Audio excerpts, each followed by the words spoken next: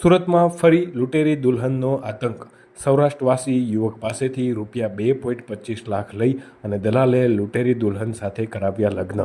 13 દિવસ સાસરે રહી અને 14મા દિવસે લૂંટેરી દુલ્હન રૂપિયા 1.40 લાખ પડાવી અને ભાગી છૂટી। દલાલ અને યુવતીએ ખોટું નામ ધારણ કરી અને યુવકને છેતરી લીધો। આ સમગ્ર મામલે ભોગ બનનાર યુવકે ઉત્તરાયણ પોલીસ સ્ટેશનમાં ફરિયાદ નોંધાવી। લૂંટેરી દુલ્હનનું નામ સાયરા હોવાનું સામે આવ્યું, જેને 10 વર્ષનો પુત્ર પણ છે। લૂંટેરી દુલ્હન સાયરા અને દલાલે ખોટા નામ ધારણ કરી અને ભોગ બનનાર સાથે કરાવ્યા હતા લગ્ન। લગ્ન બાદ પોતાની બહેનની તબિયત ખરાબ હોવાને લીધે સાયરા ઘરે જતી રહી હતી।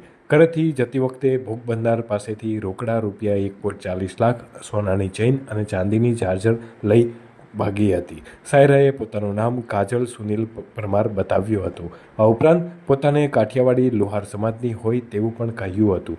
યુવતીનો ભાઈ લાલ સુનિલ પરમાર છે, જે દલાલ છે। ત્યારે આ સમગ્ર મામલે પોલીસ ફરિયાદ નોંધાઈ છે અને ઉત્તરાયણ પોલીસે તપાસ હાથ ધરી છે।